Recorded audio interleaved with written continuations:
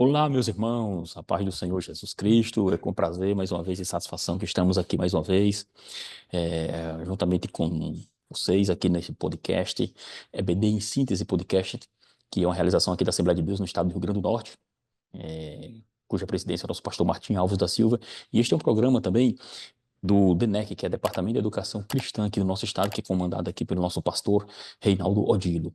Meus queridos irmãos, nós estamos aqui na lição de número 7, juvenis. Como nós sabemos, nós estamos nessa trilha, vamos assim dizer, né? Começando sobre a história do povo, a formação do Antigo Testamento. Falamos aqui sobre o povo hebreu, sobre Abraão, Isaac e Jacó, algumas particularidades concernentes à história do povo hebreu, do povo de Israel.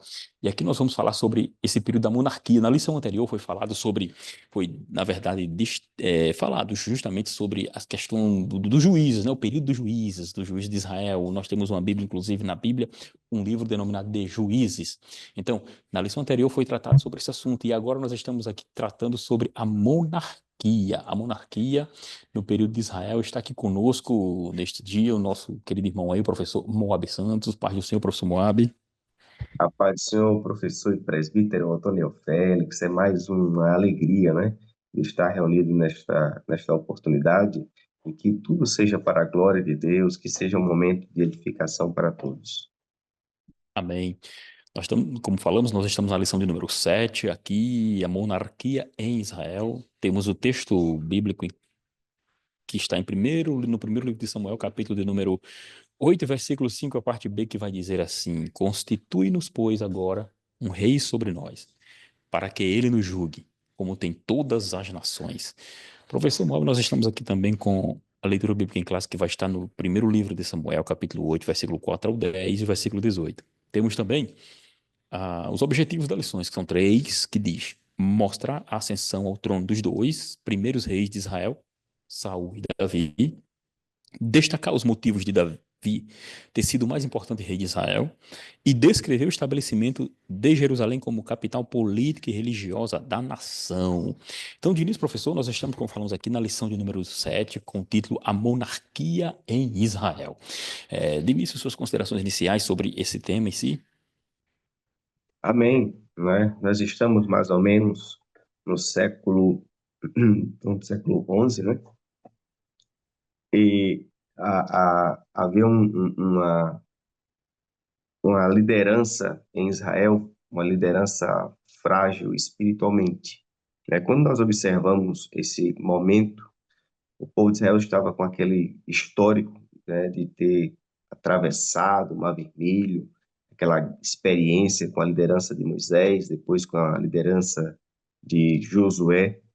Passa-se um tempo, aí nós temos a presença, né, dos sacerdotes Eli, Samuel, e o povo começa a perceber essa mudança de liderança, uma liderança mais, embora Eli fosse um grande sacerdote, mas ele estava permitindo que seus filhos cometessem falhas e isso não era devidamente corrigido. Depois chega Samuel, um grande homem de Deus, mas que o povo também percebia que seus filhos estavam distantes do propósito de Deus. Então, esse contexto, ele possibilita um olhar para as outras nações e o povo começa agora a querer ser igual às outras nações. Então, é nesse momento que nós temos o início da monarquia, né, no povo de Israel, e aí a gente vai ver algumas lições que isso tem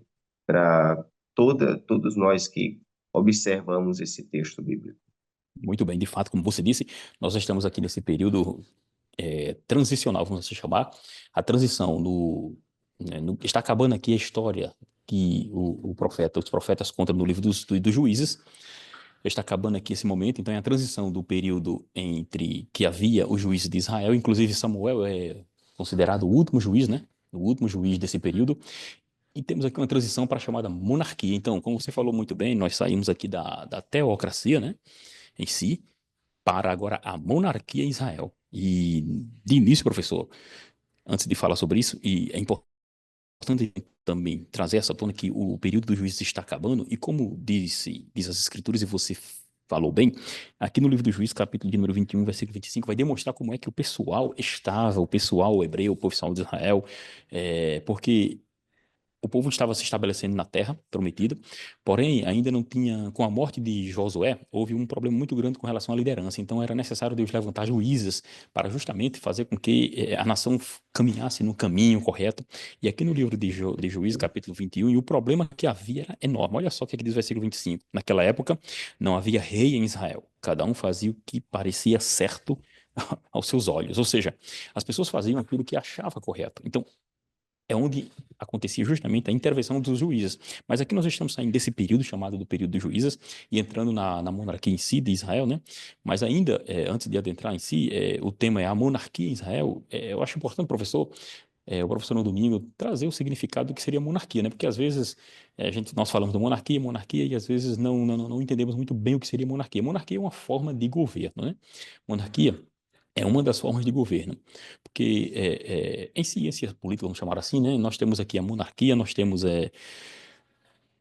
a forma de governo, regimes de governos e sistemas de governo. São três coisas distintas que tem que ser bem informada, porque o tema é monarquia, então precisa entender o que seria monarquia. Aqui, nesse período aqui dos reis de Israel, antes realmente as nações que estavam vizinhas à nação de Israel, nós tínhamos também monarquias, e eram monarquias que chamamos de absolutistas, ou seja, seu rei estava ali e era conforme ele desejava e seu mandado, e as ordens vinham de cima para baixo e tinham que ser obedecidas.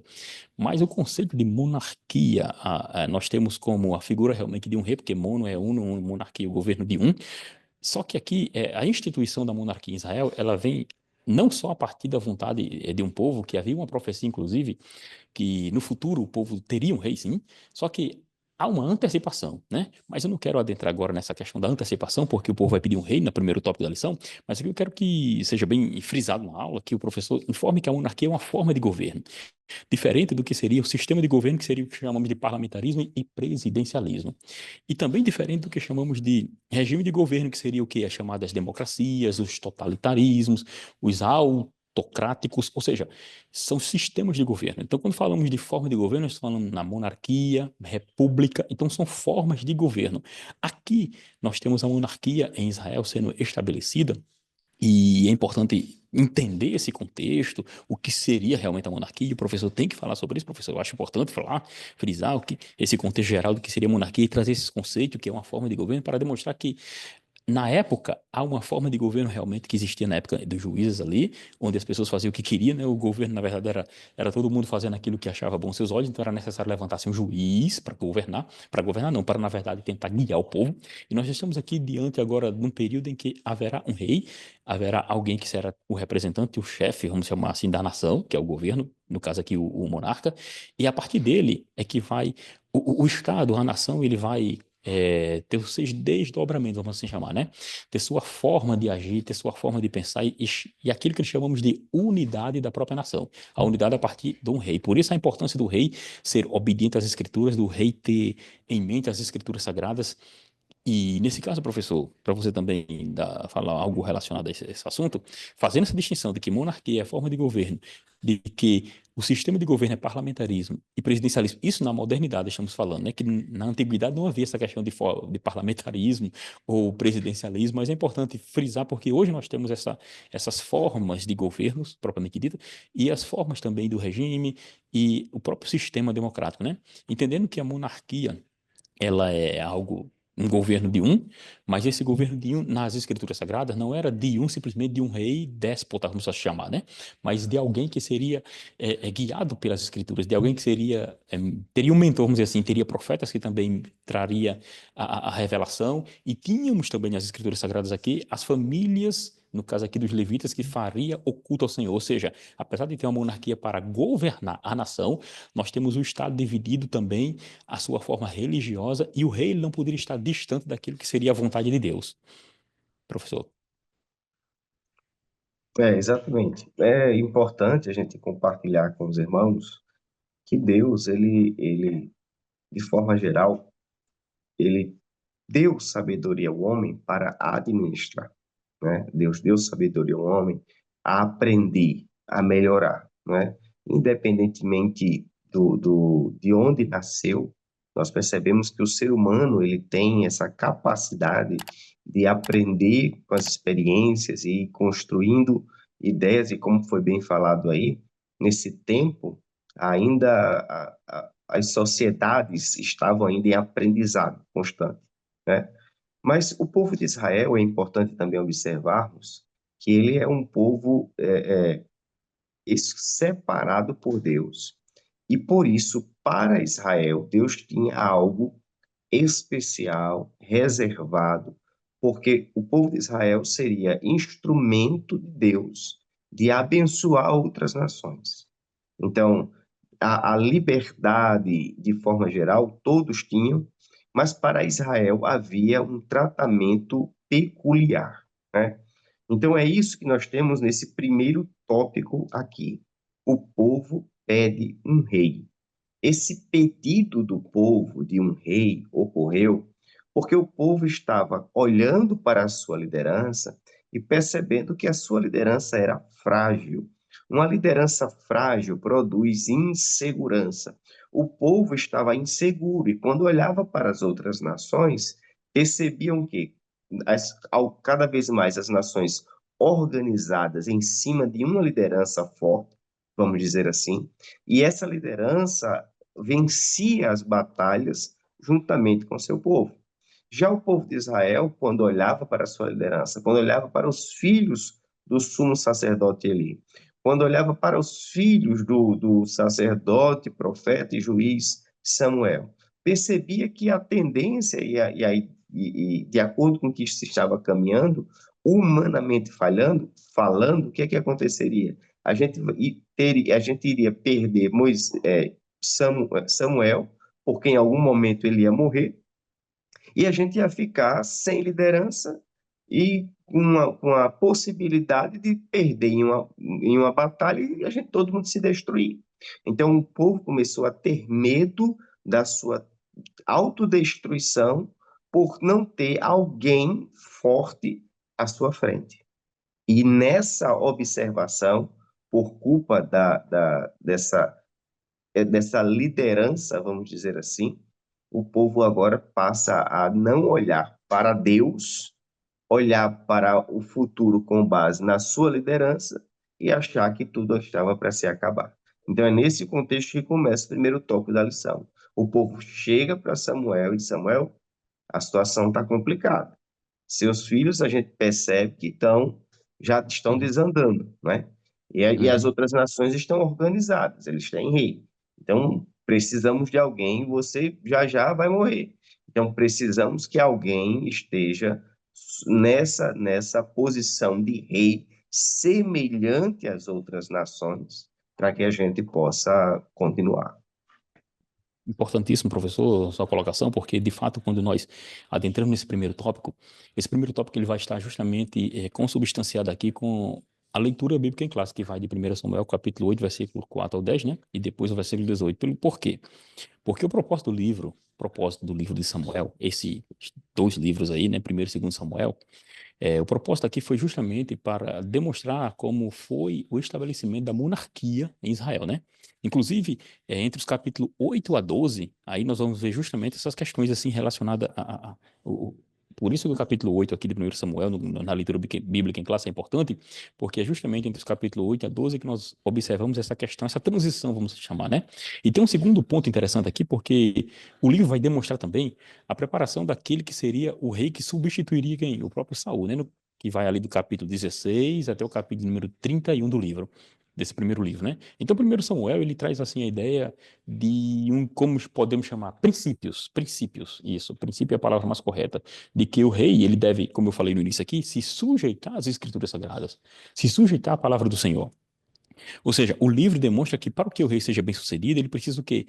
Se sujeitar à palavra, né? A palavra que foi transmitida pelo profeta. Assim como também são condições, na verdade, necessárias para que o rei, como eu falei, seja bem-sucedido e que também ele seja aceito por Deus. Isso é importante frisar. Para que ele seja aceito por Deus, é importante ele observar as escrituras sagradas. Então, o livro vai mostrar essa transição, como você falou, né? E aqui a transição que seria o sacerdote para o juiz Samuel, depois a transição para a monarquia com Saul e depois a história de Davi, que vai fundar uma dinastia que chamamos de dinastia davídica, né?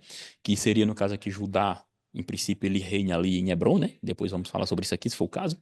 Mas, de uma forma geral, o professor é importante atentar e trazer esses detalhes na classe para que o aluno ele se situe onde o contexto está acontecendo, né? O que está acontecendo, onde a história, na verdade, está acontecendo. Porque o livro tem uma coisa importante aqui que eu acho interessante frisar, porque nós estamos numa aula, e uma aula de escola dominical, precisa frisar, é um detalhe que, vamos chamar aqui de curiosidade, né? Porque o livro de 1 Samuel, se você for pegar na Bíblia hebraica, no chamado Tanakh, né? Tanakh, que é a Bíblia hebraica lá, ele está dentro daquele livro, de uma divisão chamada de profetas anteriores, ou então primeiros profetas. É, e, e é interessante que ele está dividido, inclusive ele chama, vamos chamar assim, o livro ele não tem essa divisão que a gente tem, né? Primeiro e segundo Samuel, né? Tanto é que quando nós fomos lá para aquela Septuaginta, que foi a tradução lá para o grego, lá vai ter primeiro, segundo reinos, terceiro e quatro reinos. Ou seja, o livro de primeiro Samuel, ele é chamado lá de primeiro reino. Interessante, né? Não é primeiro reis, é reino. Segundo Samuel seria justamente segundo reino, e o primeiro e o segundo livro dos reis seria o terceiro e quarto livro dos reinos. É só uma curiosidade que às vezes, né, acontece para a gente falar. É importante trazer, né? Estamos numa aula de escola dominical e é importante fazer isso, né? Então Samuel aqui, ele vai ser aquele que vai estabelecer a monarquia em Israel, né? Coroando os reis, como Saul, como Davi. E é importante frisar isso aí, porque justamente vai demonstrar como é que ele aparece na história. A primeira história começa justamente com a história de Samuel. Nesse primeiro capítulo aqui, você vai observar que a fala de Samuel que vai escrever, há uma continuidade no Samuel, o livro é atribuído a Samuel, mas a gente sabe que Samuel ele não termina o livro, né? Tanto é que no primeiro livro de Samuel, capítulo 25, vai demonstrar que alguém escreveu, porque fala da morte de Samuel. Então é importante fazer esse panorama geral aqui sobre o livro, né? E quando entramos justamente nesse capítulo primeiro que você já iniciou e também já falamos sobre ele, é bom frisar que nós estamos em primeiro lugar falando sobre essa figura do chamado Samuel, para depois justamente acontecer essa transição nessa forma de governo que sai do juiz Samuel e entra agora nessa transição, né, onde vem o primeiro rei no tópico do número 2, que seria o rei escolhido pelo povo, que é o tópico que temos aqui, né? Mas antes, porém, desse rei, é importante, professor, no domingo, professor, eu acho importante ele trazer essa identificação de onde Samuel morava, onde era que o tabernáculo estava, porque aqui a história fala justamente no primeiro tópico, o povo pede um rei, mas o subtópico 1.1 vai dizer: Israel deixa o Senhor. E a lição vai dizer que toda a nação de Israel andava dispersa espiritualmente quando estava sob a orientação de um sumo sacerdote.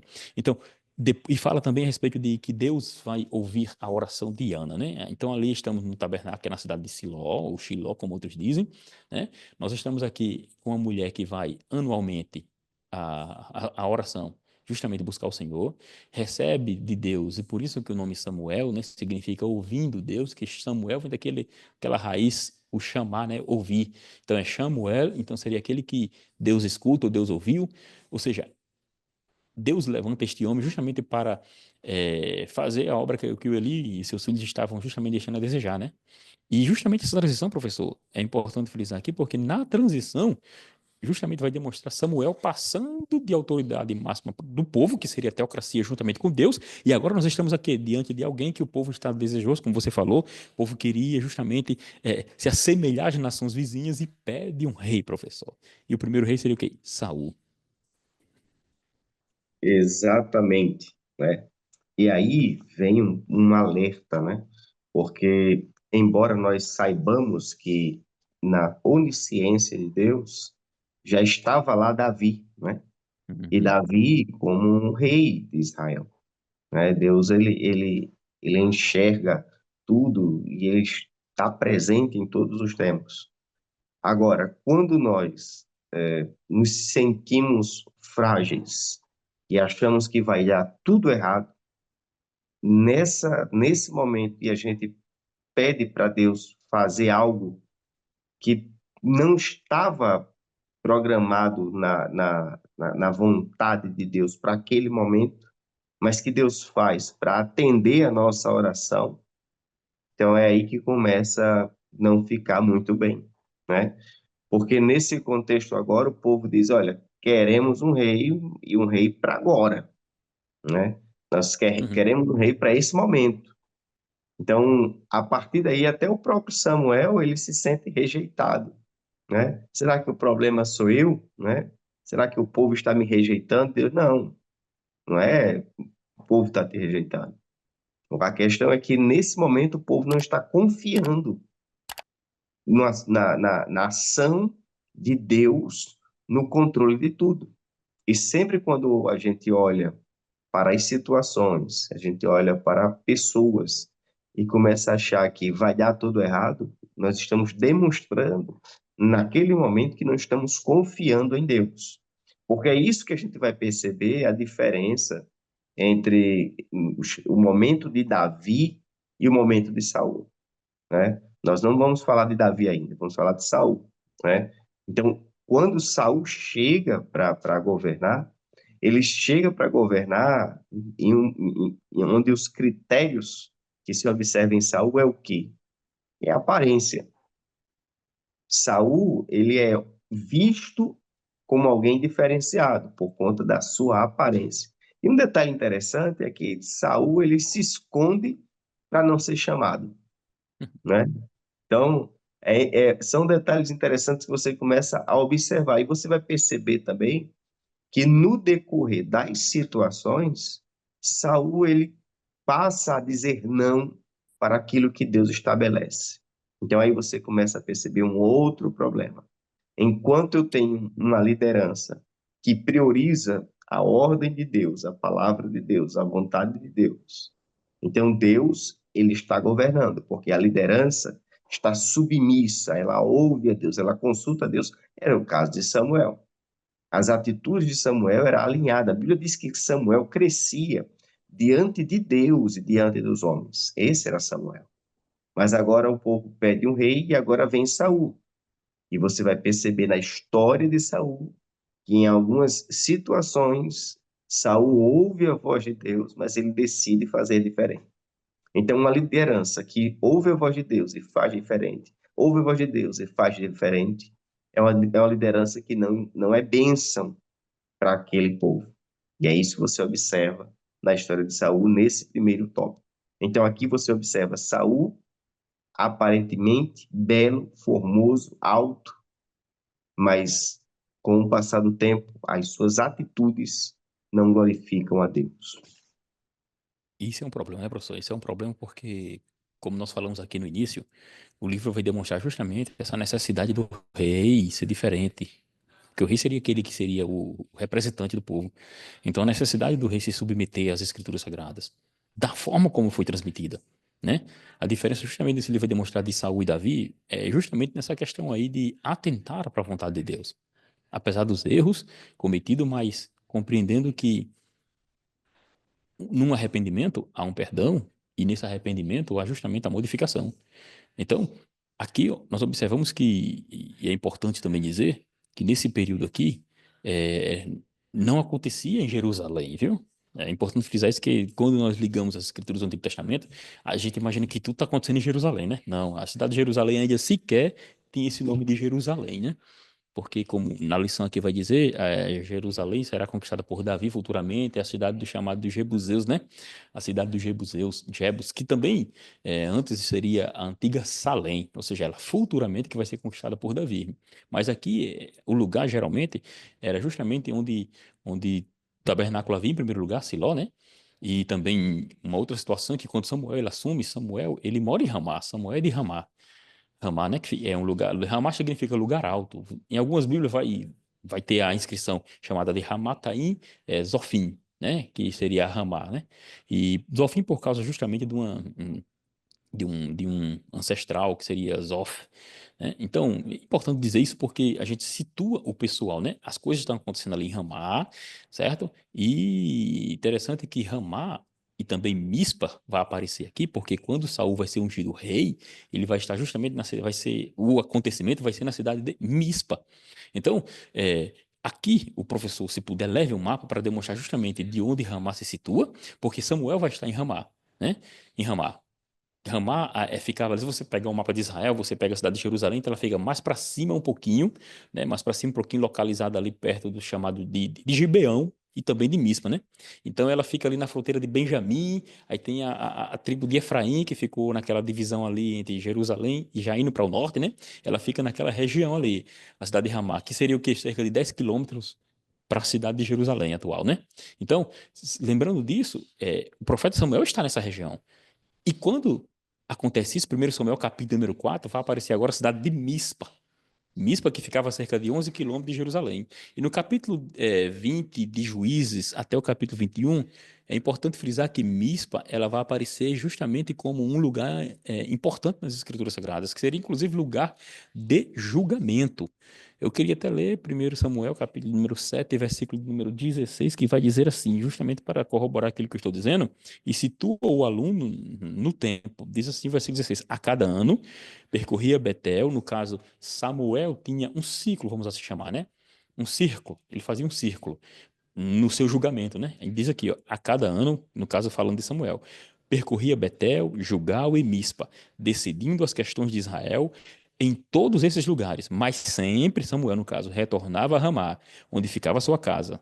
Ali ele liderava Israel como juiz e naquele lugar construiu um altar em honra ao Senhor. Ou seja, a cidade de Mispa entra aqui de forma importante, porque no capítulo 7, versículo 5 ou 6, você vai ver justamente o momento em que, nessa transição, quando entramos lá no capítulo 10 também, e versículo 17, nós observamos que entra quem? Saul nessa história. É quando Saul é coroado rei. Capítulo 10, versículo de número 17, vai dizer assim: a escritura. Samuel convocou o povo, porque o povo pediu, como você falou, né? O povo pede o rei, mas a questão do povo pedir é simplesmente para demonstrar a atitude do povo e Deus respeitando, inclusive, o livre-arbítrio das pessoas, né?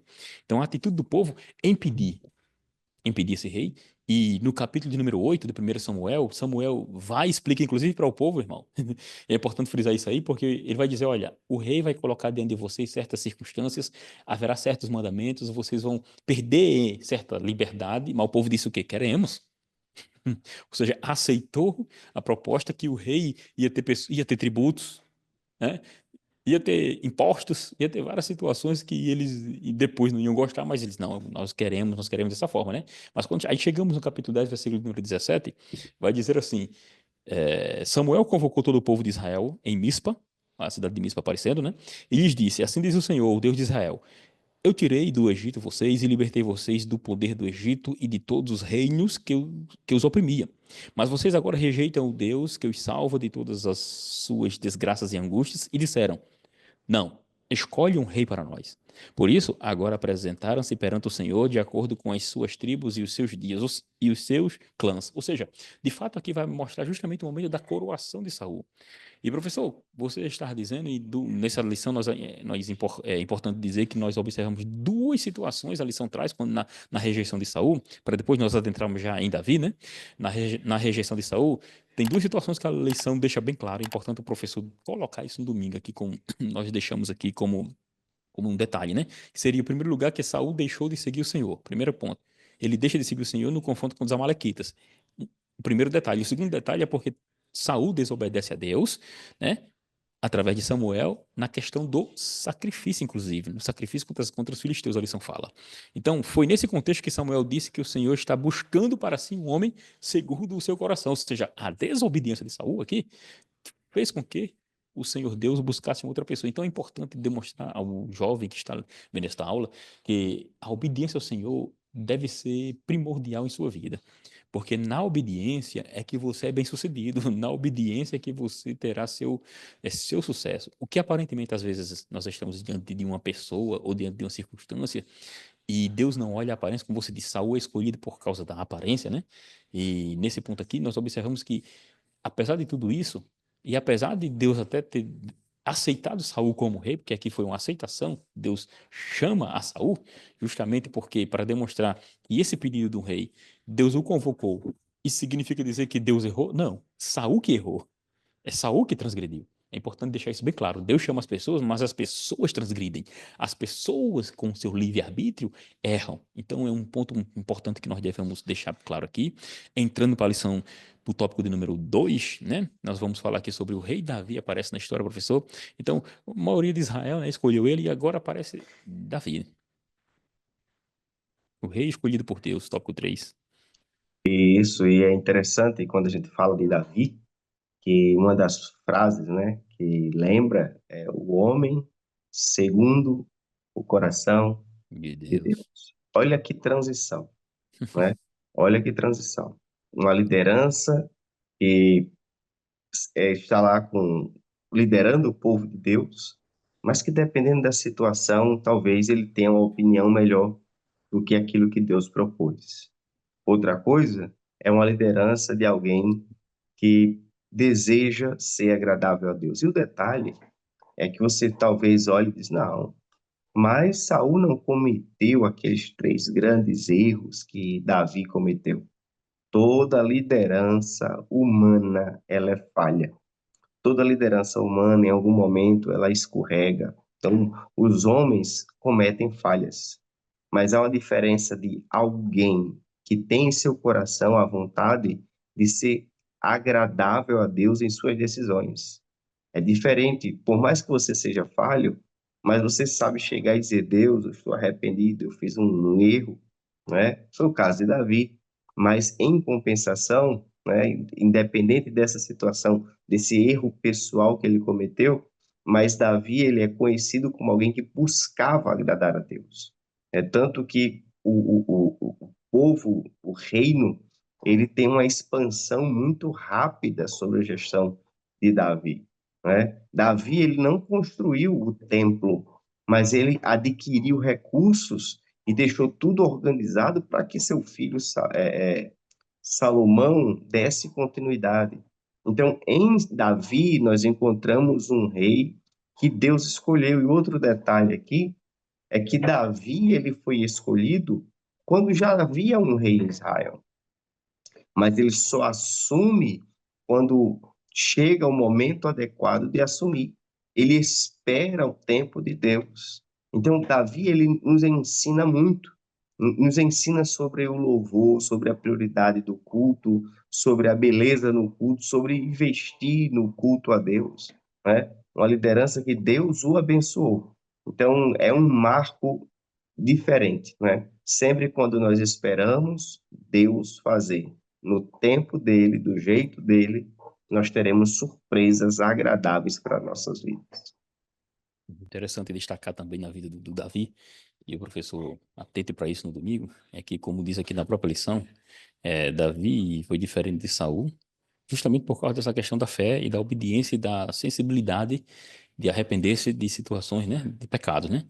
E ele transforma Jerusalém como o centro político e religioso também da nação, né? Inclusive, abrindo um parênteses aqui, quando Roboão, que é filho de Salomão, ele vai reinar, o reino é dividido em norte e sul, né? No norte ficou chamado Reino de Israel e no sul Judá. E a cidade de Jerusalém e o Reino do Norte, como estratégia, eles criaram dois polos, né? No norte, Dan e Betel no sul, para que as pessoas não fossem a Jerusalém fazer a adoração. Né? E é importante frisar isso aí, porque justamente Jerusalém se tornou um centro religioso. Ele conquista, e é importante deixar isso bem claro, né? Porque era lá que justamente Davi levou a Arca da Aliança, foi Davi, a partir de Davi, que houve as turmas de sacerdotes para a ministração. E, ou seja, ele fez uma organização também política e religiosa do seu povo. A partir de Davi é que houve uma unidade, uma união do próprio reino de Judá, né? E também agora de Israel. Lembrando que Davi começou a reinar ali em Hebron, 7 anos, né?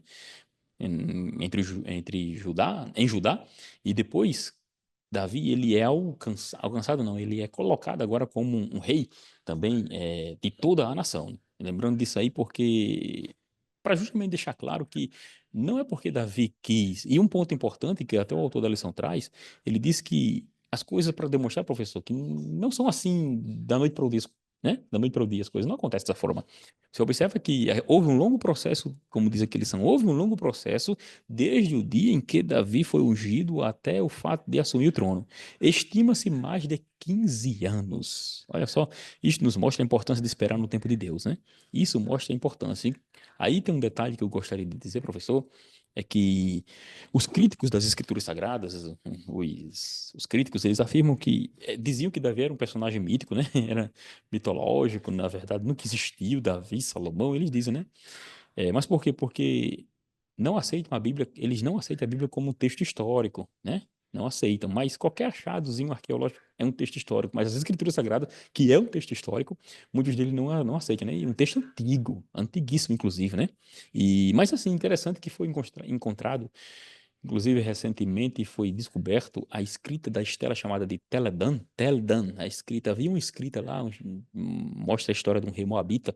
Então lá ele fala justamente sobre a transcrição, dizia assim: eu matei Jorão, filho de Acabe, rei de Israel, matei Acasias, filho de Jorão, rei da casa de Davi. Ou seja, ele demonstra que havia uma dinastia a partir de Davi. Ou seja, era uma pedra, essa estela é uma pedra, na verdade são pedras, né? E também o reino da casa de Davi também é citado na chamada estela de Messa, ou Mecha, que é reis moabitas, né? Então você observa que a história extra-bíblica demonstra o personagem Davi. Isso para demonstrar que quando você realmente crê nas Escrituras Sagradas, a gente não precisa disso para crer na Bíblia, né? A Bíblia é a verdade. Mas Deus ele permite que venha à tona certos achados para demonstrar que sempre as Escrituras vai ter razão. E já indo para o final, professor, porque já estamos acabando, né? Os pontos principais são esses aqui. E nesses pontos principais aqui, e para terminar, nós queríamos apenas falar sobre as diferenças entre Saul e Davi, né? Havia a forma de Davi agir e a forma de Saul agir. A diferença está aí, professor. Exatamente, exatamente, professor. E você percebe que Saul, ele cometeu falhas, mas você não percebe em Saul o arrependimento, né? Saul, ele em determinado momento, ele não cumpre a ordem de Deus como deveria, né? Não cumpre. Depois, Saul, ele ele oferece um sacrifício quando deveria esperar Samuel, né? Porque assim, só para que você Isso. todos entendam melhor, sempre quando o povo estava para iniciar uma batalha, então antes do início da batalha, vinha o sacerdote e oferecia um sacrifício a Deus, né? Esse sacrifício era buscando a bênção de Deus, a aprovação de Deus naquela luta, porque não adianta lutar sem Deus estar com o povo. O povo que luta sem Deus está fadado a ser derrotado. Então Saul começou a perceber que Samuel não chegava, né? Então Saul, ao perceber que Samuel não chegava, cedeu às pressões e foi oferecer um sacrifício a Deus. Você Uhum. observa que vários reis falharam ao assumir atividades que não eram próprias para eles, né? Isso. Reis que foram oferecer incenso porque achava que poderia oferecer incenso, morreu leproso, né? Então, Uhum. como o rei Uzias, né? Você percebe essa fraqueza. Então, é importante que os reis ele enxerguem o seguinte, olha, essas lideranças era importante que elas enxergassem que, embora fossem rei, mas eles precisavam valorizar os sacerdotes de Deus. E assim foi o caso de Davi, né? Davi, ele respeita, ele investe, mas ele não desrespeita as atribuições, achando que o fato de ser rei poderia, né, poderia invadir um lugar e assumir para si atividades sacerdotais. E o detalhe, né, que eu Hum. lembrei agora, é que Davi ele chegou a comer o pão, né, da proposição. Não foi assim? Proposição. Isso. É, e não morreu. Por quê? Porque quando Davi ele come aquele pão, ele come porque ele estava fraco e ele precisava de alimento, e ali o sacerdote cede para ele o pão. É diferente de alguém usurpar uma responsabilidade que não é sua. Então, É verdade. Saul falhou, o rei Uzias falhou, mas você percebe que Davi, mesmo em suas fragilidades, mas ele sempre valorizou aquilo que é de Deus. E para qualquer povo ser vitorioso em sua jornada, em primeiro lugar, ele precisa reconhecer que Deus é soberano, ele precisa glorificar Deus em tudo que faz, para que a bênção de Deus esteja sobre ele, e dessa forma não tem como dar errado. Amém. Não, uma das diferenças principais que o rei Davi tinha de Saul era justamente a dependência que ele tinha do Senhor. Essa dependência, inclusive, você observa os salmos escritos por Davi, isso demonstra que a glória, ele buscava sempre a glória para o Deus de Israel, né? Como você disse no início aí, a ponto de tentar querer construir um templo, né? Mas chegamos ao final, professor, de mais uma aula, mais um podcast EBD em síntese. Agradecemos pela oportunidade. Não deixe de se inscrever se você não for inscrito, dê seu like. E estamos esperando você numa próxima, professor Moab. Muito obrigado, a paz do Senhor Jesus. Amém. Que o Senhor vos abençoe grandemente. É sempre uma alegria enorme estar com vocês. E outra Amém. coisa, dá o seu Hum, like, faça seu comentário. Estamos isso. aqui acompanhando. Como sempre dizemos, te damos graças, Senhor, em nome de Jesus. Amém.